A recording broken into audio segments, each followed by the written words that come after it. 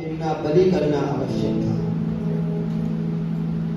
यीशु ने पतरस और यूहन्ना को यह कहकर भेजा, जाकर हमारे खाने के लिए फसह तैयार करो। उन्होंने उससे पूछा, तू कहाँ चाहता है कि हम इसे तैयार करें? उसने उनसे कहा, देखो, नगर में प्रवेश करते ही एक मनुष्य जल का घड़ा उठाए हुए तुम्हें मिलेगा। जिस घर में वो जाए तुम उसके पीछे चले जाना और उस घर के स्वामी से कहना, गुरु तुझसे कहता है कि वह पाहुनशाला कहाँ है जिसमें मैं अपने चेलों के साथ फसह खाऊं। वह तुम्हें एक सजी सजाई बड़ी अटारी दिखा देगा, वहीं तैयारी करना। उन्होंने जाकर जैसा उसने कहा था वैसा ही पाया और फसह तैयार की।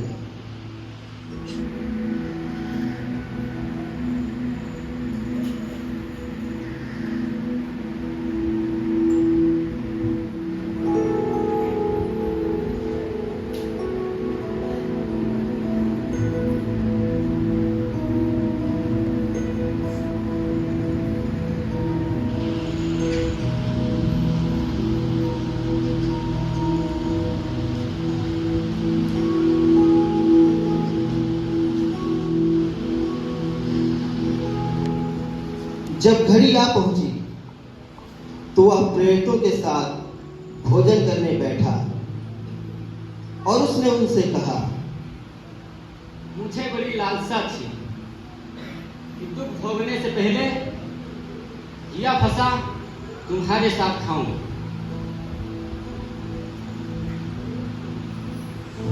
फिर उसने रोटी ली और धन्यवाद करके तोड़ी और उनको यह कहते हुए दी, यह मेरी देह है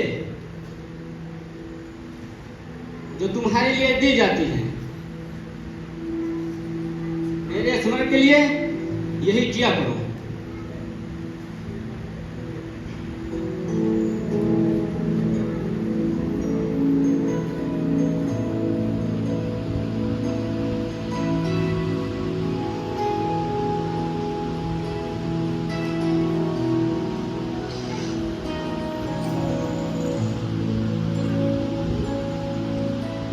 इसी रीति से उसने भोजन करने के बाद कटोरा भी यह कहते हुए दिया,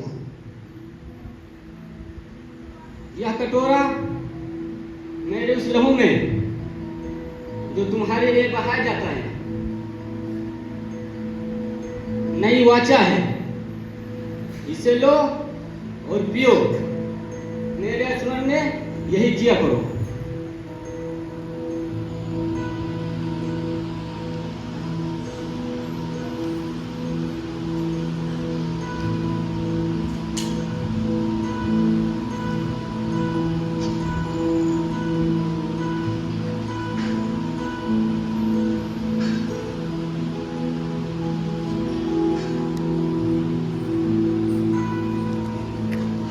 पर देखो, मेरे पकड़वाने वाले का हाथ मेरे साथ मेज पर है।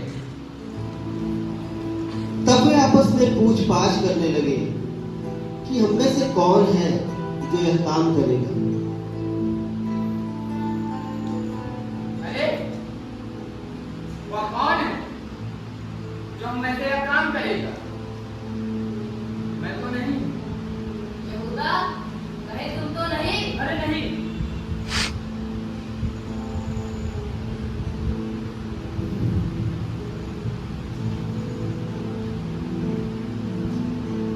तुम्हें शांति मिली।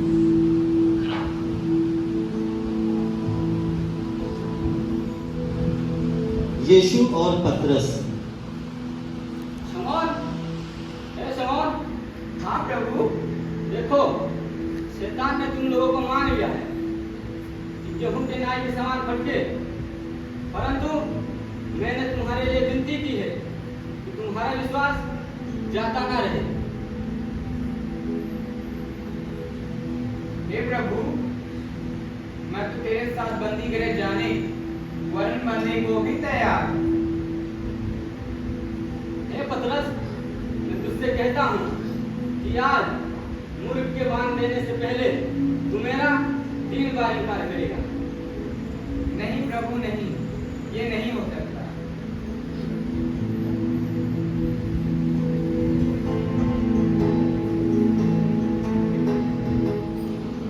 तब वह बाहर निकलकर अपनी रीति के अनुसार जैतून के पहाड़ पर गया और चेले उसके पीछे हो लिए। उस जगह पहुंचकर उसने उनसे कहा, प्रार्थना करो कि तुम परीक्षा में न पड़ो। और वह आप उनसे अलग एक ढेला फेंकने की दूरी पर गया और घुटने टेक कर प्रार्थना करने लगा।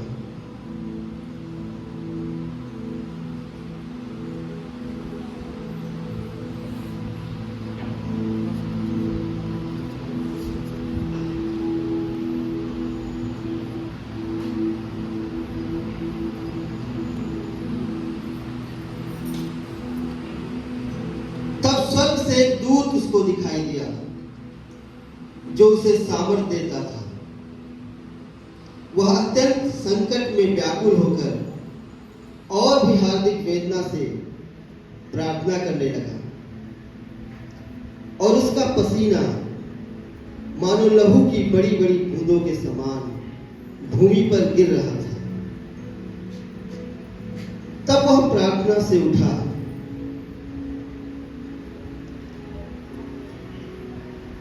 और अपने चेलों के पास आकर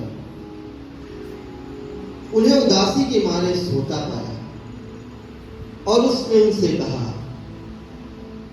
क्यों सोते हो?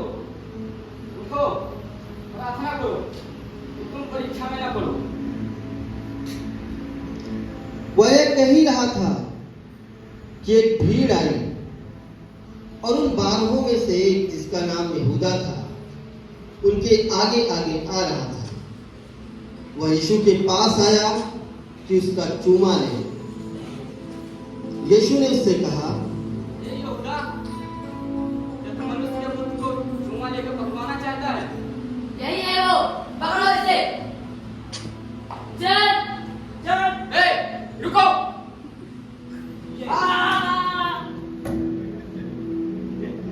रुक तू भी, रुक, ठहरो।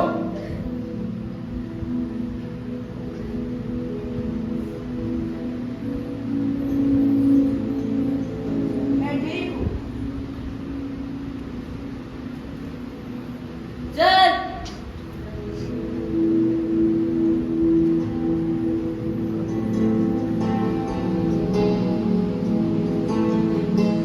फिर वे उसे पकड़कर ले चले और महायाजक के घर में लाए। पतरस दूर ही दूर उसके पीछे पीछे चलता था और जब वे आंगन में आग सुलगाकर बैठे थे तो पतरस भी उनके बीच में बैठ गया। तब एक दासी उसे आग के उजियाले में बैठे देखकर और उसकी ओर ताक कर कहने लगी, अरे ये भी तो उसके साथ था। हे नारी, मैं उसे नहीं जानता। हाँ हाँ ये भी तो उसके साथ था। अरे कहा ना, मैं वो नहीं हूँ। निश्चय यह मनुष्य भी उसके साथ था और यह आगे गलीली है। हे मनुष्य, मैं नहीं जानता तू क्या कहता। तब प्रभु ने घूमकर पतरस की ओर देखा और पतरस को प्रभु की वो बात याद आई जो उसने कही थी कि आज मुर्ग के बांध देने से पहले तू 3 बार मेरा इनकार करेगा। और वो बाहर निकलकर फूट फूट कर रोया। पिलातुस का दरबार।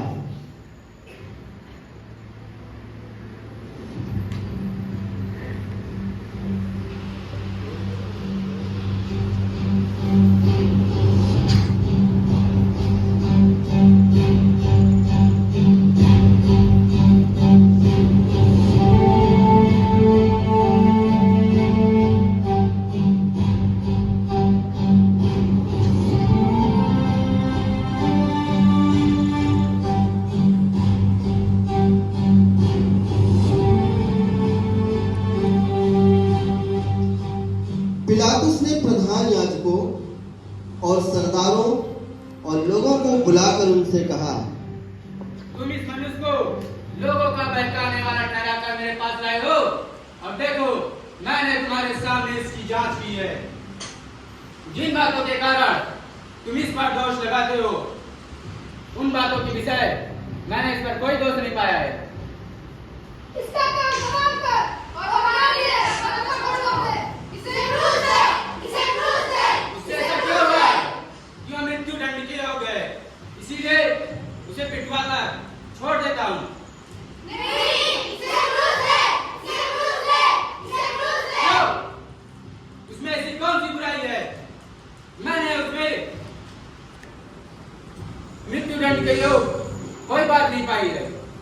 नहीं, इसे क्रूस दे, इसे क्रूस दे, इसे क्रूस दे। अतः पिलातुस ने आज्ञा दी कि उनकी विनती के अनुसार किया जाए।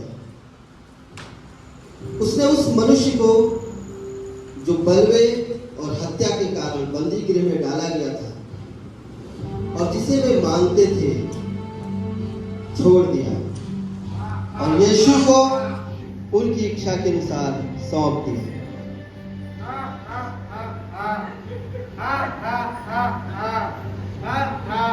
मैं तो आजाद हो गया।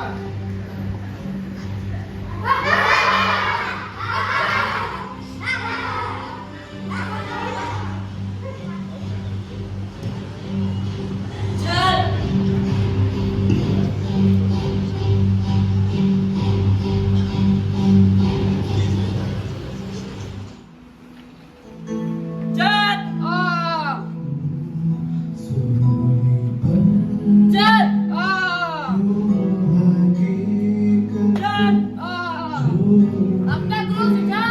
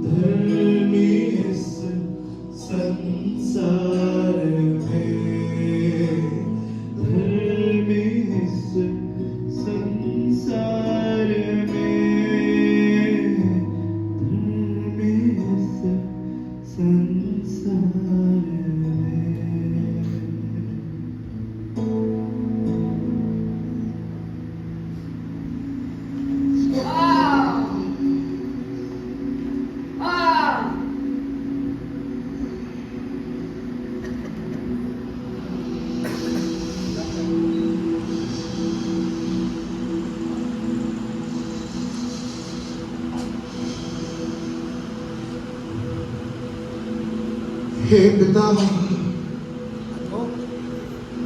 इन्हें क्षमा कर, क्योंकि ये नहीं जानते कि ये क्या कर रहे हैं।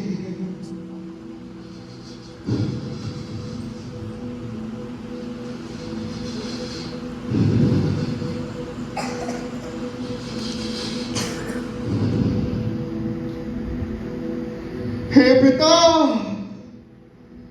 मैं अपनी आत्मा तेरे हाथों में